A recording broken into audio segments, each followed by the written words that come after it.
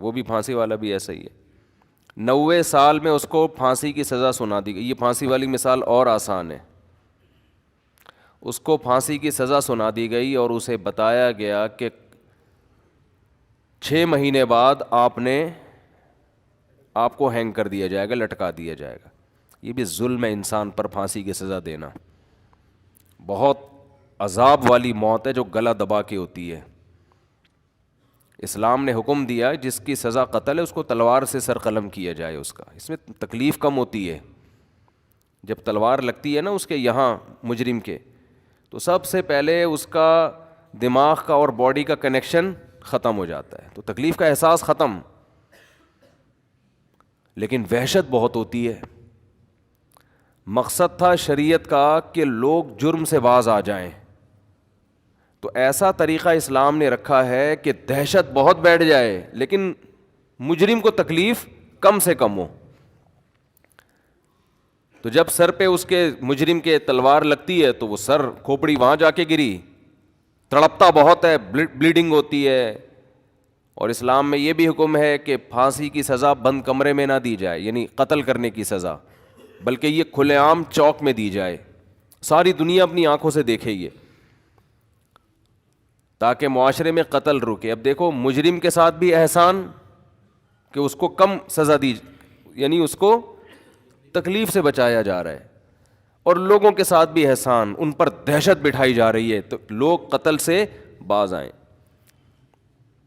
مجھے یاد ہے 20-25 سال پہلے ہمارے بچپن کی بات ہے کہ ایک سعودی عرب سے ہمارے ایک دوست آئے ملنے کے لیے. وہ تھے اصل میں بلوچستان کے تھے, لیکن بائی بورن سعودی تھے. وہ تو بلوچی بھی بولتے تھے, اردو بھی بولتے تھے, عربی بھی بولتے تھے. کہنے لگے میں نے جب پہلی مرتبہ سعودی عرب میں سر قلم ہوتے ہوئے دیکھا ہے, بلوچی تھے بڑے مضبوط, بروہی, کہہ رہے میں 2 گھنٹے ایسے کانپتا رہا ہوں لاش کو دیکھ کے نا, جو سر قلم کیا ہے, تو 2 گھنٹے میں ایسے خوف سے کانپتا رہا ہوں. تو بتاؤ جس نے یہ منظر دیکھا ہو وہ کبھی کسی کے قتل کا سوچ سکتا ہے جب اس کو پتا ہو کہ میرا بھی یہ انجام ہوگا. ہمارے ہاں بڑے بڑے ڈکیت کو پکڑا جاتا ہے. کل ہم نے ویڈیو دیکھی ہے کراچی میں, عورت کے سامنے اس کے بیٹے کو شوٹ کیا. آپ خود سوچو یار اس ماں پہ کیا گزری ہوگی, کیا حال ہوا ہوگا. کہا جاتا ہے 2 دن پہلے اس کی نکاح ہوا تھا, بیچاری کا شادی ہوئی تھی, تو ماں کے موجودگی میں اس کے جوان بیٹے کو مار دیا. یہ ہے ہماری گورنمنٹ, ان کے لیے جتنی بد دعائیں کرو کم ہے. مجھے لوگ کہنے لگے آپ گورنمنٹ کے بہت خلاف آج کل بول رہے ہو. یار کچھ ہمارے سینے میں بھی تھوڑا سا دل ہے, قتل تو روک لو کم از کم. ہم نے رینجرز والوں سے بات کی, امن کے لیے علماء کا اجلاس ہوا نا, بلایا رینجرز ہیڈ کوارٹر میں, کچھ علماء کو بلایا کہ امن پہ مشورے دیں. ہم نے کہا یہ کیا ہو رہا ہے بھائی, اتنے کیسز کراچی میں آئے دن قتل ہو رہے ہیں. تو رینجرز کے آفیسرز کا کہنا یہ تھا کہ قانون مکمل مجرموں کو سپورٹ کر رہا ہے. سمجھ رہے ہیں, قانون بنا ہوا ایسا ہے کہ آپ مجرم کا کچھ بھی نہیں بگاڑ سکتے, قانون ہی ایسا ہے. رینجرز کو اجازت نہیں ہے شوٹ کرنے کی, وہ مجرم کو پکڑ کے حوالے کرے گی پولیس کی. ہم نے کہا شاید پولیس دھاندلی کرے گی, انہوں نے کہا نہیں پولیس کورٹ میں لے کے جائے گی, اس میں کورٹ میں کیس چلانے کے پولیس کو پتہ نہیں کتنے تھوڑے سے پیسے ملتے ہیں کہ مجرم پکڑ کے حوالے کر دیا. وہ اتنے پیسے اتنے تو ہم اپنے بچوں کو جمعے کے دن جیب خرچی دیتے ہیں, حالانکہ رسک کتنا ہے, پولیس اپنی جان پہ کھیل رہی ہے, لیکن اس پہ جو پولیس کو ثواب ملتا ہے وہ اتنا تھوڑا ہے کہ وہ ہمارے بچوں کے جمعے کی پاکٹ منی سے بولو کم ہے وہ. او بھائی جب ایک کوئی ڈاکو پکڑ کے اپنی جان پہ کھیل کے کچھ کرے گا تو کوئی تو کچھ تو ملے نا اس کو تھوڑا سا ثواب مل رہا ہے گورنمنٹ کی طرف سے. یہ میرا ٹاپک نہیں ہے, آ گیا ہوں تو جلدی سے سمیٹ کے چلتے ہوں. پھر لوگ الجھن کو, میں خود بھی الجھن کا شکار ہوتا ہوں جب کبھی بیان سنتا ہوں نا, یار بات کیا چل رہی تھی, کدھر لے گئے آپ. اس پہ اتنے کم اس کو پیسے ملتے ہیں کہ اس میں یہ موٹیویشن ہوتی نہیں ہے کہ یار ہم داؤ پہ کھیل کے کسی ڈاکو کو پکڑ کے کہاں کریں, کورٹ میں لے کے جائیں. دوسرا کورٹ میں لے کے جا کے ہوتا کہ اگر لے گئے, کہا چلو تھوڑی سی جیب خرچی حکومت کی طرف سے انعام مل جائے گا, مفتی صاحب کے بچوں کا جو پاکٹ منی ہے وہ ہم یہ سمجھ کے کھا لیں گے کہ چلو جی جو مسلمان اپنے بچوں کو جیب خرچی دیتے ہیں اتنی تو مل گئی نا, پان گٹکے کا خرچہ تو نکلے گا نا. کورٹ میں لے جانے کے بعد کیا ہوتا ہے جی, گواہیاں طلب ہوتی ہیں. جس کے بندہ مارا ہے اس کو پتا ہے کہ میں اگر کورٹ میں جا کے میں نے ان کے خلاف گواہی دی تو 2-4 بندے میرے اور مر جائیں گے. وہ انکار کر دیتا ہے جی میں نہیں جانتا ان کو, اس کو پتا ہے کہ اگلا نمبر پھر میرا ہے. سمجھتے ہو؟ اور اگر کیس چل بھی جائے تو وہ 6 مہینے میں بڑے سے بڑا دہشت گرد 5-6 مہینے میں چھوٹ کے واپس. اور جیل میں یہ رینجرز کی ساری رپورٹ نہیں ہے, کچھ اور رپورٹیں بھی ہیں جو دائیں بائیں سے پتہ چلتی ہیں. وہ پولیس والوں نے 2 ڈاکو مارے تھے, میں نے ان کی دعوت کی تھی. 2 پولیس والے تھے کراچی میں, انہوں نے ڈاکو مارے تھے, تو میں نے ان کو اسپیشل کہیں سے پتہ کروایا, بلا کے ان کو خوب دمبے شمبے کھلائے ہم نے نا. ہم نے کہا یار کوئی تو خاندانی کام کیا, جواب نہیں مل رہا پھر بھی تم نے ڈاکو مار دیا, کمال کی بات ہے یا نہیں ہے؟ یعنی گورنمنٹ کی طرف سے کوئی ثواب نہیں مل رہا پھر بھی تم نے کیا کر دیا, ڈاکو مار دیا. سبحان اللہ. تو کم از کم ہم تو عوام تو ثواب دے نا ان کو, عوام کی تو ذمہ داری ہے ایسے پولیس والوں کے اپریشیٹ کرے. تو ہم نے کہا یار ہم لنک نکالتے ہیں کہیں سے, ان کی کوئی ٹائٹ ان کا بکرا ہونا چاہیے. دمبیا ہم نے کھلایا ان کو لے جا کے, جو ہم تو یہی کر سکتے تھے بھائی, اور کیا کرتے ہیں ہم, ترقی تو دلوا نہیں سکتے تھے ان کو. تو ان سے بھی بہت سی باتیں پتہ چلی. انہوں نے بولا قانون بھائی اسی طرح کا بنا ہوا ہے, کورٹ میں لے کے جاؤ رہا ہو جاتے ہیں, کیس ہی نہیں چلتا. اور جیل میں گئے تو 5-6 مہینے بعد نکل گئے. اور جیل میں جانے کے بعد ان کی ملاقات اپنے جیسے 2-4 اور لوگوں سے ہوتی ہے وہاں پہ. یہ 6 بندے مار کے آئے ہوئے, 8 بندے مار کے آئے ہوئے, 3 بندے مارا ہوا ہے, اور سناؤ بھائی تم نے کتنے ہو کہ 3 مارے. یار ہم نے تو صرف 2 پہ ہی ابھی تک گزارا کیا ہوا ہے ہم نے. یہ چل رہا ہوتا ہے جیل میں. اچھا تم پکڑے کیوں گئے؟ اس نے کہا میرے سے یہ غلطی ہوئی تھی. چلو ہم شیئر کرتے ہیں آپس میں نا, آئندہ ہم نے وہ غلطی دوبارہ تجربے سے سیکھتے ہیں. جیسے جہاز جب بھی گرتا ہے نا تو بلیک وہ کیا ہے, بلیک باکس ہوتا ہے نا, بلیک کلر کا باکس ہوتا ہے جو نکالا جاتا ہے, اس کو کیا بولتے ہیں؟ بلیک باکس ہی کہتے ہیں. وہ نکالا جاتا ہے تو اس میں دیکھا جاتا ہے بھائی کون سی غلطی ہے جس کی وجہ سے جہاز کریش ہوا. تو تمام جہاز کی کمپنیوں کو وہ بتایا جاتا ہے, میٹنگ ہوتی ہے کہ بھئی آئندہ یہ غلطی نہیں ہونی چاہیے. بالکل یہی ہے ان کا. دہشت گردوں کے سالانہ اجلاس بھی جیل میں ہوتے ہیں, سہمائی ششمائی امتحانات سارے ان کے جیل میں ہوتے ہیں, ان کی آپس کی میٹنگ ہوتی ہے.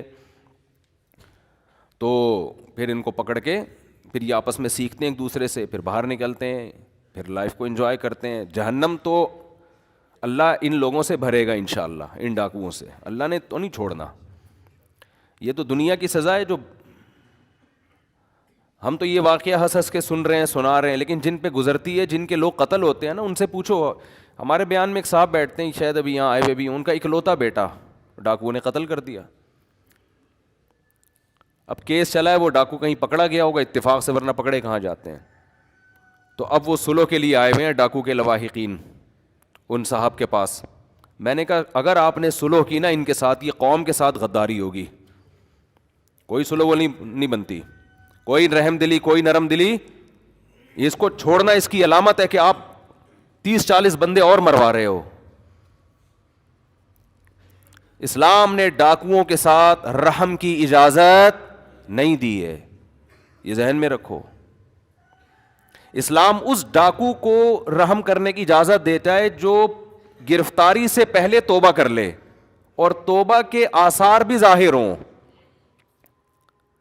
توبہ کا مطلب کیا ہے؟ ڈکیتی کی اس نے, اس کو خیال آ گیا, ابھی پکڑا نہیں گیا ہے, اس نے گڑ گڑا کے توبہ کر لی, اور صرف توبہ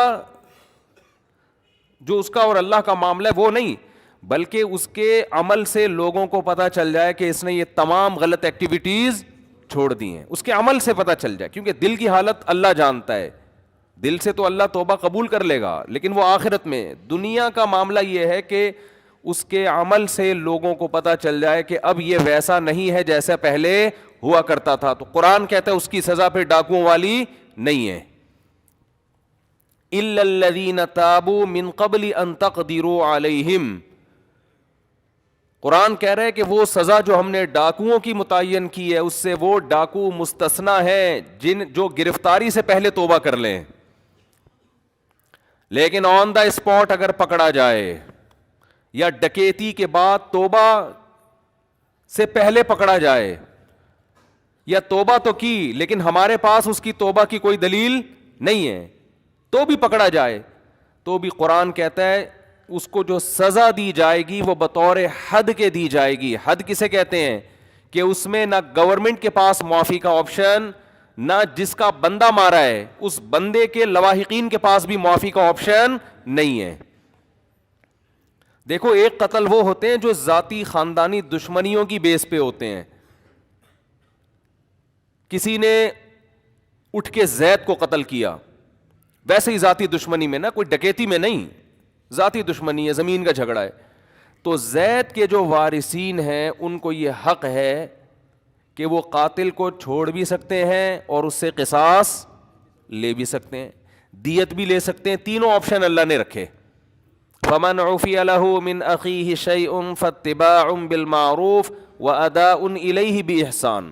بلکہ ترغیب دی ہے کہ تمہاری پکڑائی میں آ گیا یہ تو تم اگر معاف کر دو تو اچھی بات ہے, قصاص لینا چاہو قتل کرنا چاہو تو وہ بھی ٹھیک ہے.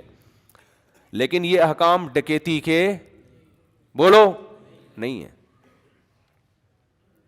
اس میں اللہ نے معافی کا آپشن رکھا ہی نہیں ہے. تو آپ اللہ سے آگے کیوں نکل رہے ہو؟ کہتے ہیں چھوڑ دو بیچارہ, ہائے بیچارہ. بیچارہ نہیں ہے یہ ظالم ہو تم جو اس بیچارے کو بیچارہ کہہ کے چھوڑ رہے ہو.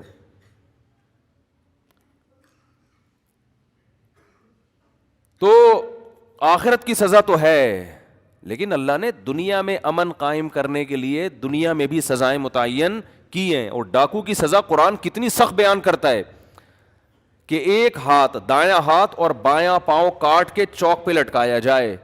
اور اسلام میں عرض کر رہا تھا کہ جو قتل کی سزا ہے وہ ہے قصاص, تلوار سے گردن اڑائی جائے جو قاتل ہو تاکہ تکلیف کم سے کم ہو. لیکن ڈاکو کے بارے میں ایسا بولو نہیں ہے. اس کے الفاظ بڑے سخت ہیں. انما جزاء الذين يحاربون الله ورسوله ويسعون في الارض فسادا ان يقتلوا او يصلبوا او تقطع ايديهم وارجلهم من خلاف او ينفوا من الارض. کہ ڈاکو نے ڈکیتی کے دوران اگر صرف کسی کا مال چھینا, صرف مال چھینا ہے, بندہ نہیں مارا اس نے, تو قرآن کہہ رہا ہے اس کا دایاں اور بایاں ہاتھ کاٹ ڈالو. یہ حکومت کو قرآن حکم دے رہا ہے. اس کا رائٹ ہینڈ اور لیفٹ پاؤں بولو کاٹ ڈالو. اور اگر اس نے بندہ مارا ہے تو قرآن کہہ رہا ہے کہ دایاں ہاتھ اور بایاں پاؤں بھی کٹے گا اور اس کو سولی دی جائے گی. سولی کا مطلب لٹکا کے اس کے پیٹ میں برچھا مار کے اس کو ایسے ایسے کر کے گھمایا جائے تاکہ تڑپ تڑپ کے اذیت کے ساتھ مرے. اور یہ بند کمرے میں نہیں سزا دی جائے گی, یہ کھلے عام چوک پہ سزا دی جائے گی. سمجھ میں آ رہی ہے کہ نہیں آ رہی ہے؟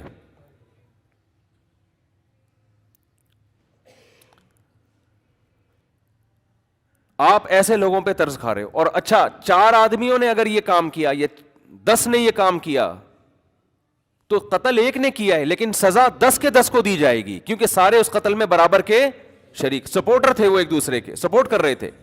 اکثر ڈکیتی میں ایک بندہ لوٹ رہا ہوتا ہے, ایک چھپ کے دیکھ رہا ہوتا ہے پیچھے, اس کو بھی یہی سزا ملے گی. حالانکہ نہ اس نے فائر کیا نہ اس کے پاس بندوق ہے, لیکن اس کے ساتھی ہے, اس کے ساتھ آیا ہے, تو جو سزا اس کی ہے قرآن کے مطابق وہی سزا اس کی بھی ہے. تو عدالت میں جاتے ہیں تو ماشاءاللہ وہاں ان کی آپس میں الیک سلیک ہو جاتی ہے, سیکھتے ہیں, پھر نکل کے آ جاتے ہیں. تو سندھ کا حال برباد ہو گیا. اس کا ایک ہی حل ہے کہ رینجرز کو مکمل اختیارات دیے جائیں, آن دا اسپاٹ بندہ مارنے کی مکمل پرمیشن دی جائے. جب رینجرز کو اختیارات دیے تھے کراچی میں, آپ کو پتا ہے 1 مہینے میں الحمدللہ امن قائم ہو گیا, بتے وتے سب ختم ہو گئے تھے کراچی میں. لیکن گورنمنٹ یہ اختیارات نہیں دیتی کیونکہ ان کے اپنے بندے ڈکیتیوں میں ملوث ہوتے ہیں. آئی بات سمجھ میں نہیں کہہ رہا کہ گورنمنٹ میں سب کے بندے ہوتے ہیں, لیکن بہت سو کے ہوتے ہیں.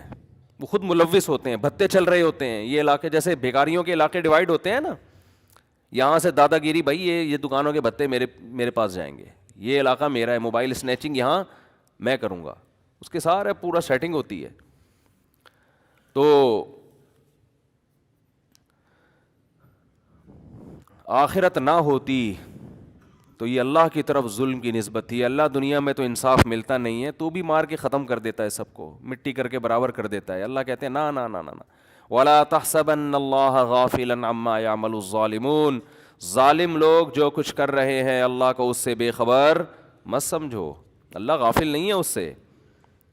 کیسے وہ بوڑھا باپ بیچارہ کتنے دن روتا رہا یہیں ہمارے ساتھ, آپ نے بھی دیکھا ہوگا نا, اکلوتا بیٹا اس کا ہے, اکلوتا ہی ہے نا, اکلوتا بیٹا تھا اس کا, جوان لڑکا شہید کر دیا, بڑھاپے کا سہارا بننے والا تھا, چند ٹکوں کی خاطر, چند پیسوں کی خاطر.